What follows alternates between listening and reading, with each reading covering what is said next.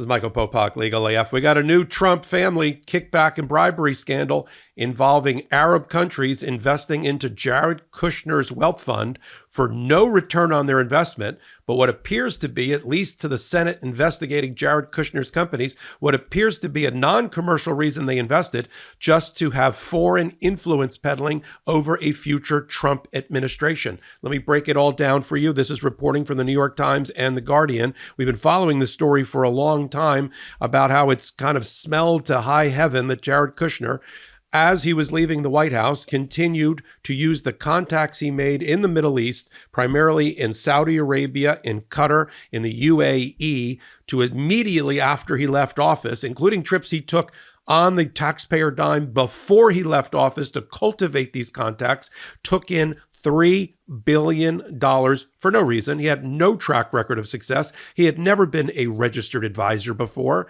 in any way, shape, and form. His claim to fame, he was married to Ivanka Trump. Now, Jared Kushner took in $3 billion, $2 billion of which was from the Saudi Sovereign Wealth Fund, meaning the Saudi government directly. The way that the Arab world contributes or invests, it's always through government-controlled vehicles, meaning the government is investing in Jared Kushner.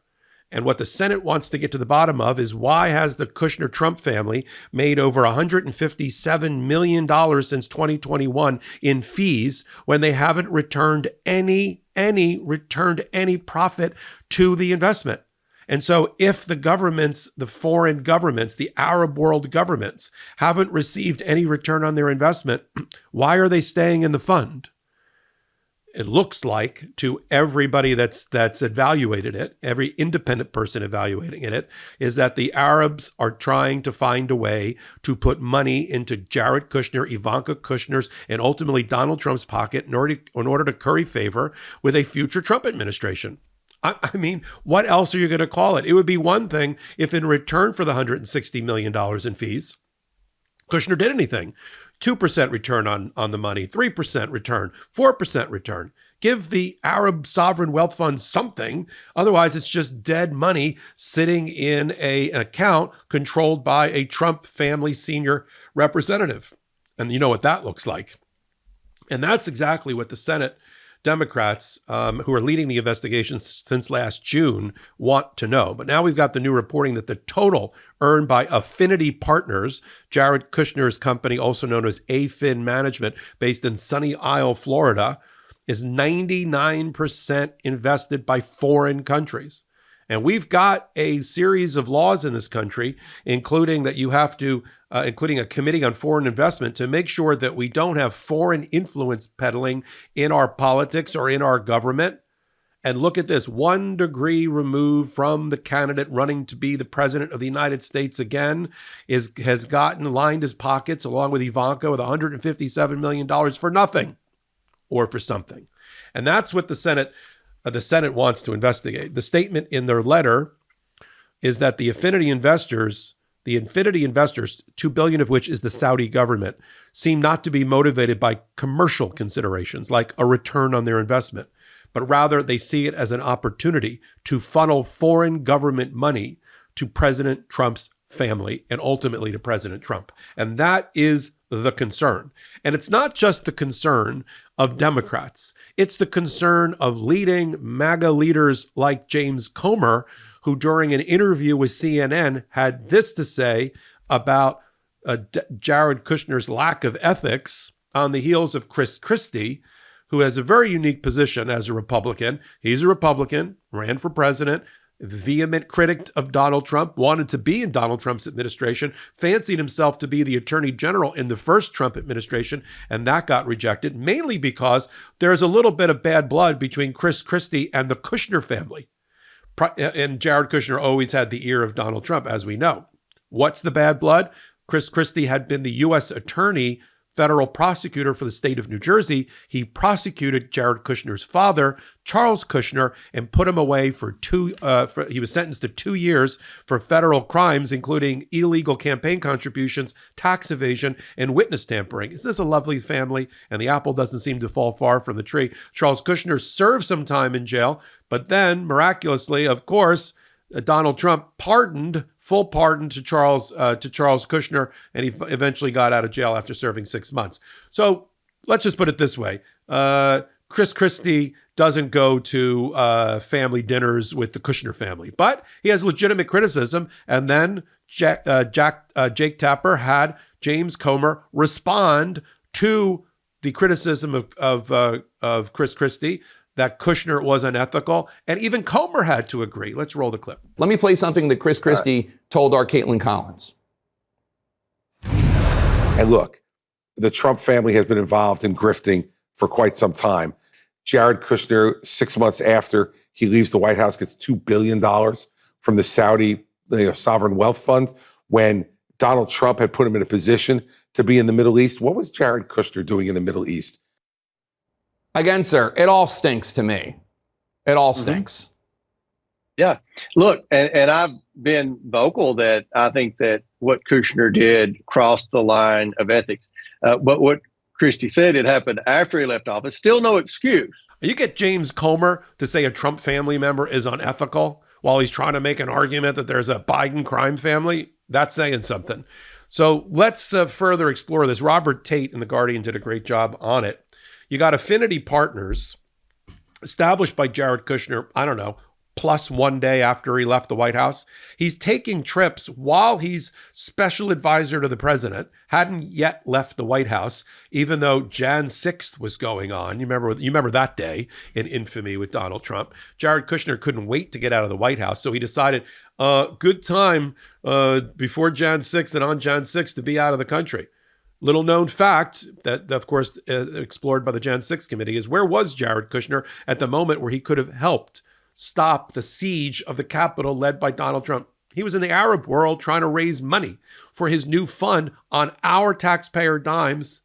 The trip alone was a several $1 million trip that you and I paid for. Donald Trump doesn't pay taxes, so you and I paid for it in order for Jared Kushner and Ivanka Kushner and ultimately Donald Trump to grift as soon as and print money as soon as they got out of office. And that's what Jared did. He hit up the Saudi Arabian Private Investment Fund, the PIF, which is notorious. Saudi government is notorious.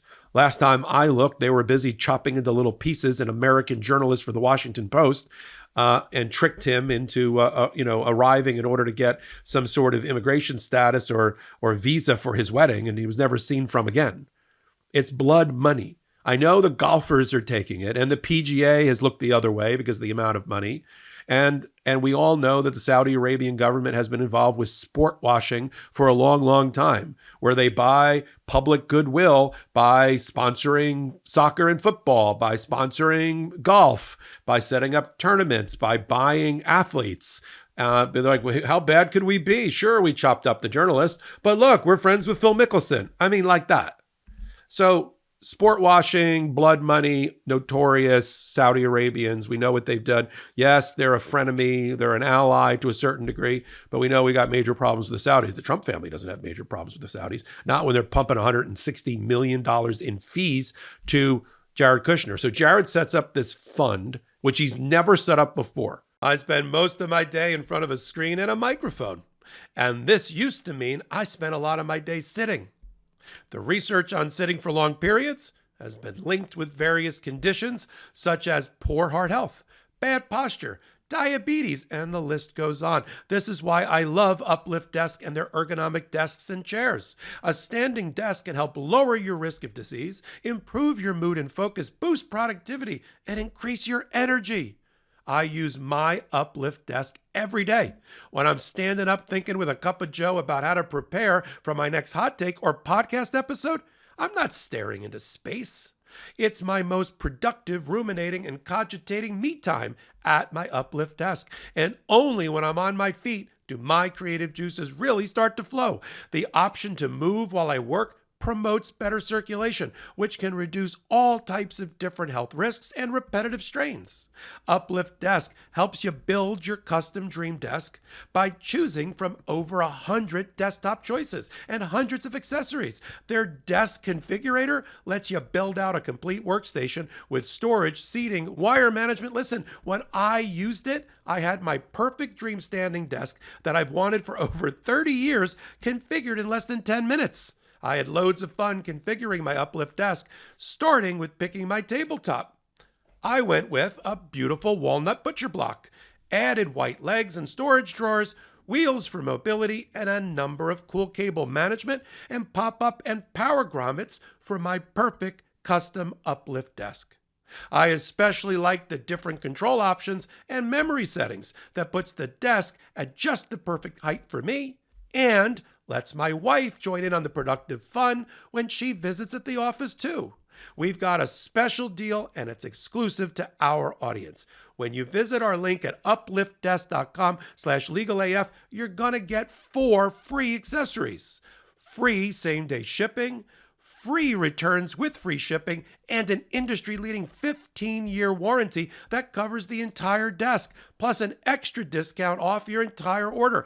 That's upliftdesk.com/legalaf for a special offer, and it's only available at our link. Work better, live healthier with Uplift Desk. Just so you know, Jared Kushner, born with a platinum spoon in his mouth with Charles Kushner, lots of real estate development money, even after he went to jail. Big fortune there that Jared Kushner is a part of with his brothers. Had so much time and money on his hands before he married Ivanka that he bought a failing newspaper nobody ever heard of. I used to read it, however, called the New York Observer, and tried to be a publisher for a while. I mean, I know people that went to school with Jared Kushner at, I believe, Georgetown. Let's just put it this way. He was not the brightest tool in the shed, the sharpest bulb. You know what I'm talking? You know what I'm saying? Okay. So with Daddy's money, he buys the newspaper and decides in his late 20s he's going to be a newspaper publisher, like he's Charles Foster Kane of Citizen Kane or something. Well, that eventually failed. He met Ivanka, and they put the two family fortunes together. This has been his experience. I mean, that's about it. Developed a couple things on the side, then went into the White House with President Trump. Does this sound like a resume of somebody who's a proper investment advisor to take in $3 billion almost overnight from Arab countries, Arab sovereign wealth fund investment? Really? A little tiny company in Sunny Isle, Florida with a little tiny office over a Payless shoe store? I mean, I don't know if it's over the Payless shoe store, but there is a Payless shoe store that's very close to this address in Sunny Isle, Florida. Is that who you put your money with because you think, he just seems like a very nice guy, like a Boy Scout. I'll just give him all my money and see what happens. Oh, no return on my investment? That's okay. Keep the money. Is that what happens? Now, in order to set that up in America, you can't just take in other people's money. You have to register. So Jared had to register this with the Securities and Exchange Commission. Okay, so there's that. And he had to disclose all the foreign investments because we got committees in the Senate and we've got requirements and we've got laws like OFAC about foreign influence and foreign money in our business system and in our political system. So he had to report. And then he had to report his amount of fees because people need to know his fees, that he's taken 2% and 3% of the total fund to manage it. Not one of the things he's invested in has returned any money. You'd think some of these people would say, you know, Jared, I gave you $3 billion. I expected something, not loss, you know, even with a long-term strategy play. And you did make, however, $157 million to manage it. So that is, now you know why the Democrats are like, what exactly is he being paid to do? Let me read to you from the letter that was written back in June that we have our hands on by the United States Senate Committee on Finance to Lauren Key, the chief financial officer of Jared Kushner's company. I write seeking information related to recent revelations that 99% of the investment for funds managed by Affinity Partners comes from foreign sources, including Saudi Arabia, UAE, and Qatar. It is deeply concerning that several Middle Eastern governments are using funds managed by Affinity as a means to pay tens of millions of dollars, now we know it's $157 million so far, in fees every year to former President Trump's son-in-law, Jared Kushner, creating significant conflicts of interest and potential counterintelligence risks. That's what they're looking at. Foreign politically exposed investors present heightened national security and other risks. And we're talking about a guy who's being prosecuted or was being prosecuted in the Mar-a-Lago case, Donald Trump, because he's compromised national security because he was willing to sell off our top secret documents to the highest bidder or use it in an extortion plan. I mean, that is part of the Espionage Act claim against Donald Trump that'll be reinstated by the 11th Circuit. So this is not like, well, don't worry, I'll keep it under lock and key. I won't tell my dad-in-law. Come on. I mean, Donald Trump has, his own former FBI assistant director went on recently and said that he believes that Donald Trump is a foreign Russian asset that's been turned by the Russians. So the entire world knows the thing that Donald Trump continues to deny, that Donald Trump has an Achilles heel, that through flattery and outright bribery, they can get influence over Trump and policy. And that's what we're trying to look at. That's what the Senate is trying to look at. From a national security perspective, the letter continues against this company. The U.S. government has recently highlighted how the opacity and lightly regulated status of private funds can present risk to national security. And so they then say on page 2, as you are aware, Affinity disclosed to U.S. regulators that 99% of the $3 billion worth of assets it manages come from non-U.S. persons. And they have only identified 4 out of the 5 investors. That's the other problem from a national security risk. They haven't told us who the secret 5th investor is. Who is the secret 5th investor? We know that 2/3 of the investment is from the Saudi blood money PIF fund, PIF fund. But we don't know the rest. We also know there's been no return on the investment. On page 3, it says Mr. Kushner's limited track record as an investor, including his non-existent experience in private equity or hedge funds, raises questions regarding the investment strategy behind the seeding investments and lucrative compensation that Affinity received from the Saudi and other sovereign wealth funds. In fact, the Saudi, just to make this clear, Arab advisors to the Saudi private investment fund told the head of the Saudi government, the sheikh that's in charge of the Saudi government, that dictates over it, that they said that they recommended there be no investment, that he has no track record. And the foreign dictator sheikh said, no, I'm going to invest anyway. Right, because he wants to gain influence over the Trump family. Isn't it obvious? Well, what else is the $157 million for? To paraphrase one of my favorite shows on television, Mad Men, that's what the money's for, right? What else is it for if they're not getting a return on their investment? And why invest it with Jared Kushner, Ivanka Kushner, and through that to Donald Trump? They're not idiots. Does anybody on this hot take believe that the Saudi government and the other Arab governments are idiots? What about all the people that did business with the Trump family? All the hotel stays and all the golf courses and the hotel nearest the White House that were forced upon these people who wanted to curry favor with Donald Trump. He and the family made hundreds of millions of dollars in fees on their golf courses, at their hotels, and on their properties while he was president. It was a kleptocracy. It was the greatest grift in plain sight in the history of the American presidency. There's no other way to put it. And we'll see it again if he gets anywhere near the White House. I'm going to continue to report about foreign influence peddling and the bribery scandal brewing against Donald Trump and his family, Kushner and Ivanka, on Legal AF. We'll do it on a podcast. Legal AF, the podcast, Wednesdays and Saturdays at 8 p.m. Eastern Time, right here on this MeidasTouch Network. Find out why we named it Legal AF 4.5 years ago. If you didn't know before, now you know. And then you can pick us up on audio podcast platforms. And we got a new channel in collaboration with the MeidasTouch Network. Great news, Legal AF, the YouTube channel, Legal AF MTN from MeidasTouch Network, at Legal AF MTN. Go over there. Help us get to 100,000 subscribers before the end of the month. We're only 9 days old. Here's your chance to help us build this other pro-democracy channel in collaboration with the MeidasTouch Network right now. You might have missed the first 3 million of the MeidasTouch Network. Help them get to 4 million. Help us get to 100,000 this weekend. So until my next hot take, until my next Legal AF, until my next exclusive content on the Legal AF MTN YouTube channel, This is Michael Popok, and I'm reporting. In collaboration with the MeidasTouch Network, we just launched the Legal AF YouTube channel. Help us build this pro-democracy channel where I'll be curating the top stories at the intersection of law and politics. Go to YouTube now and free subscribe at Legal AF MTN. That's at Legal AF MTN.